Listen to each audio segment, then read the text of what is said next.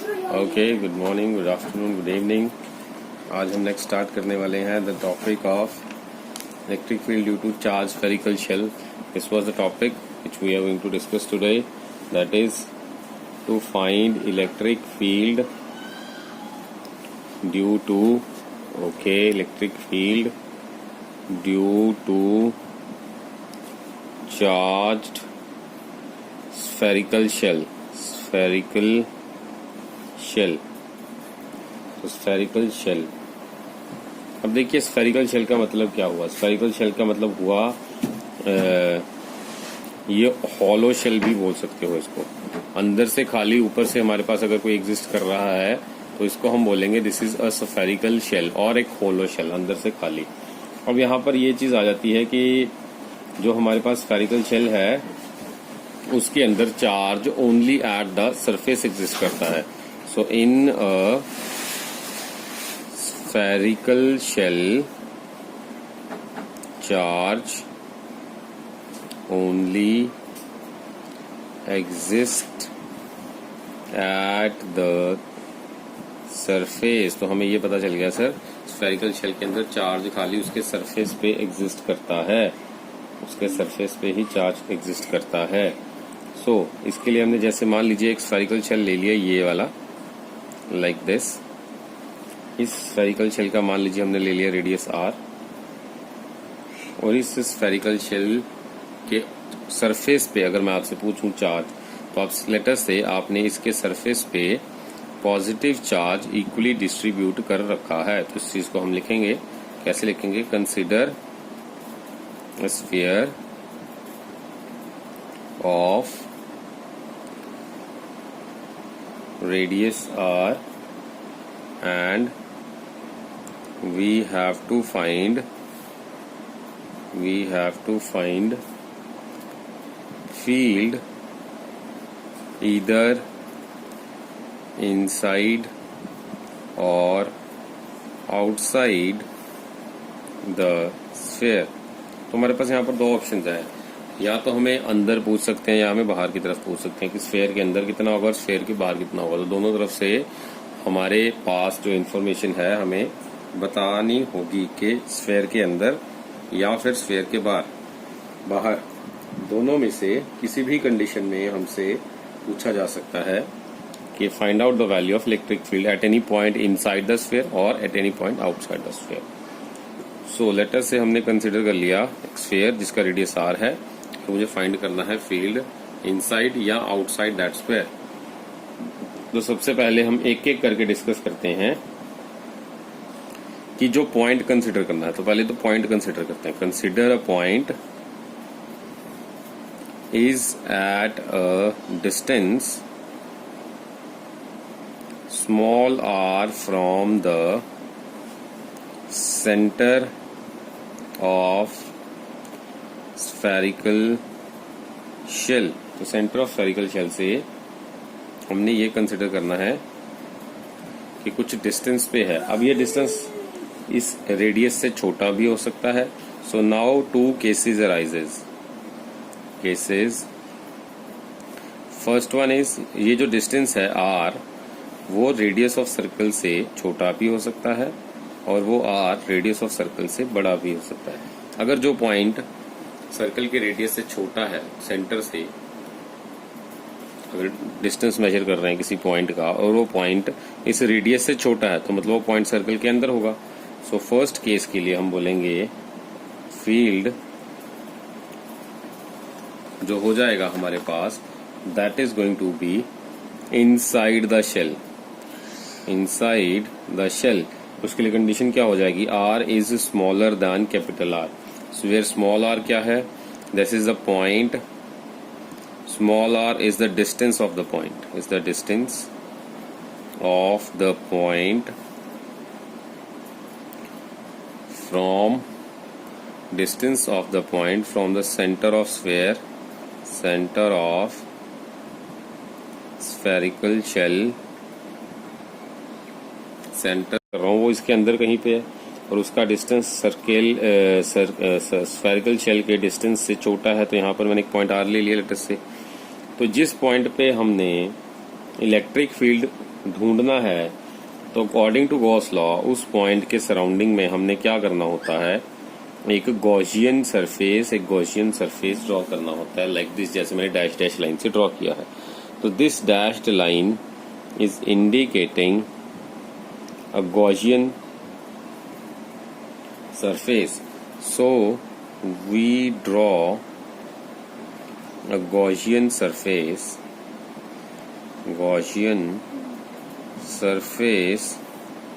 around the point where we have to find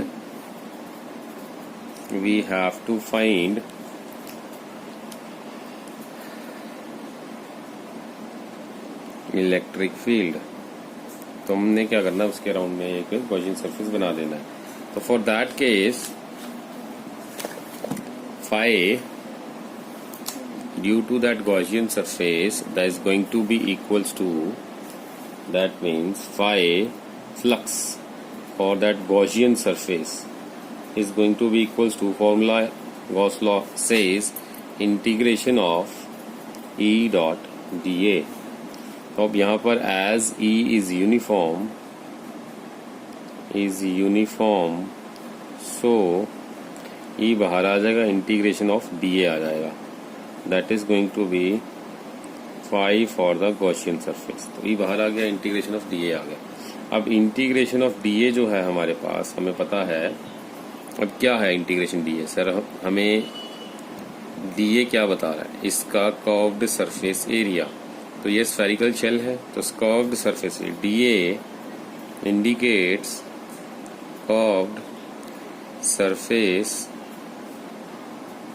area of sphere. इसका formula हमें याद करना पड़ेगा। Curve surface area of sphere का होता है 4 पाई और r का square, r is the radius of the sphere, 4 pi r square is the curve surface area. तो यहाँ पे phi integration of dA that is going to be 4 pi r square. तो dA की जगह ये वाली value 4 pi r square is going to take place. तो यहाँ पर ये इक्वेशन नंबर 1 में, सॉरी फॉर दैट, ये इक्वेशन नंबर 1 में हमने क्या करा, गॉसियन सरफेस के लिए इंटीग्रेशन E डॉट dA, और गॉसियन सरफेस के लिए as we know E is uniform, so for Gaussian surface formula लगाया E यूनिफॉर्म मतलब कांस्टेंट वैल्यू तो बाहर आ गई, इनटू इंटीग्रल ऑफ dA। इसको इक्वेशन नंबर 1 लिख दिया। अब मुझे dA फाइंड करना है। dA जो होता है कर्व सरफेस एरिया होता है स्फीयर का, इसका फॉर्मूला होता है 4 पाई इंटू रेडियस का square, radius of square, spherical shell हमने r ले रखा है तो यहाँ पे r स्क्वायर आ गया। Now integration of dA is going to be equals to 4 pi r square. यहाँ पे हमने ये वैल्यू फिट करनी है इक्वेशन नंबर 1 में। तो हम लिखेंगे put 2 in 1 we get, putting 2 in 1 we get क्या मिलेगा, phi for the Gaussian surface is going to be equals to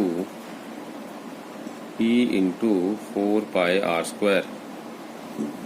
अरे सर यहाँ पे r जो होगा ना, गॉसियन सरफेस का रेडियस लेना है, नॉट द स्फेयर का सरफेस, गॉसियन सरफेस का रेडियस लेना। That's why we have to take small r, sorry for that. Sir दोबारा बता रहा हूँ मैं, क्योंकि जो पॉइंट है उसके सराउंडिंग, मैंने जो पॉइंट है जिस पे हमने इलेक्ट्रिक फील्ड फाइंड करना था उसके सराउंडिंग में हमने फाइंड करना है स्फेरिकल शेप बना के उसका सरफेस एरिया। तो उसका रेडियस तो स्मॉल r होगा, पूरे स्फेयर पे हमने कंसीडर नहीं करना, हमने जिस गॉसियन सरफेस को कंसीडर करा है जिसके अराउंड, क्योंकि गॉसियन सरफेस का निकालना है तो यहाँ पर उसका रेडियस लेंगे। तो that's why we have to take small r not the capital R। Okay clear.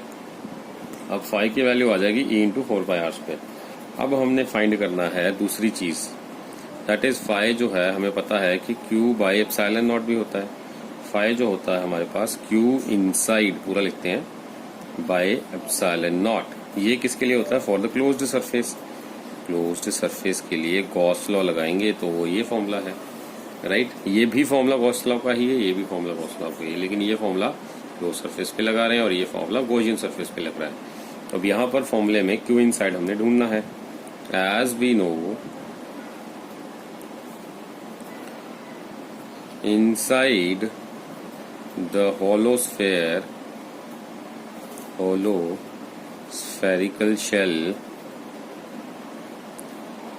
charge is 0 inside the hollow spherical shell. Charge कितना है 0. तो अगर इनसाइड द शेल अगर चार्ज 0 है दैट मीन्स व्हाट. तो अगर चार्ज इसके अंदर 0 है इसका मतलब ये हुआ सर चार्ज 0 क्यों है. पहली बात चार्ज 0 इसलिए है क्योंकि अंदर से वो हॉलो है. हॉलो मतलब खाली. तो खाली प्लेस पे चार्ज यानी कि इलेक्ट्रॉन्स मोशन ऑफ करंट कहाँ से होगा. तो एम्प्टी स्पेस में मोशन ऑफ करंट नहीं हो सकता. कंडक्टर के सरफेस पे मोशन ऑफ करंट इलेक्ट्रॉन्स हो सकता है या फिर चार्जेस फ्लो कर सकते हैं. तो इनसाइड अगर खाली है एम्प्टी है होलो में ले रखा है तो वहां पर चार्ज एग्जिस्ट नहीं कर सकता. तो इसका मतलब ये हुआ कि इनसाइड करंट इज 0. तो that means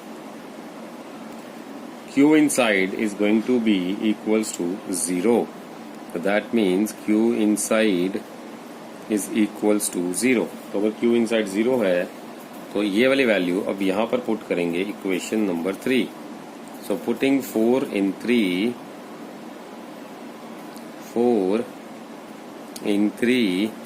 what we get. 4 की वैल्यू 3 में पुट कर दो तो 5 is going to be equals to 0 upon epsilon naught that is 0. 0 upon epsilon naught 0. तो अब ये 5 की वैल्यू 0 आ गई.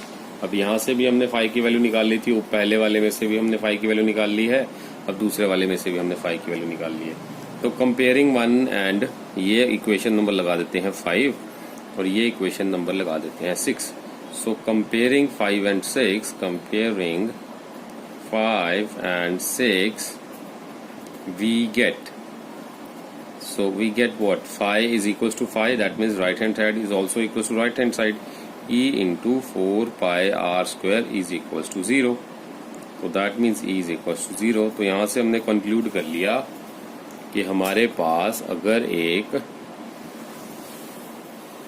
होलो स्फेरिकल शेल है उसके अंदर अगर हमने इलेक्ट्रिक फील्ड की वैल्यू फाइंड करनी है तो होलो स्फेरिकल शेल के अंदर इलेक्ट्रिक फील्ड एग्जिस्ट नहीं करता. होलो स्फेरिकल शेल के अंदर इलेक्ट्रिक फील्ड की वैल्यू होती है 0. ओके